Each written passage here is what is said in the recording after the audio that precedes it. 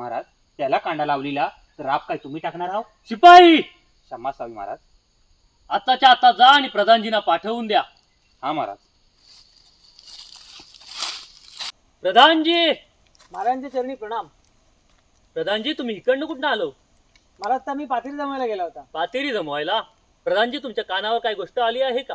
नाही महाराज, मी का नाही ऐकला. नाही? मग तुमचा ध्यान कुठं आहे? आपल्या मालावर, प्रधानजी म्हणजे आपल्या शेतीच्या मालावर. अच्छा अच्छा, मग मला सांगा आपल्या शिमग्या सणासाठी यंदाचा राब एवढा कमी कसा काय? त्याचं काय झालं महाराज, काय झालं? आपला माधू शिपाई आहे ना, हम्म तो रोपटेला आग लावायला गेला होता. हम्म त्यानं बिनवला हा आणि आग लावला. सगळा राब महाराज जळून गेला वण्यामध्ये. म्हणजे आपल्या राज्यात वणवा गेला? होय महाराज.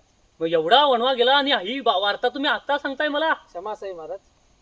ठीक आहे, परंतु याच्यावर काहीतरी तोडगा काढायला हवा. आता शिमगा सण होणार कसा? राब कमी आहे. काहीतरी करावं लागेल महाराज.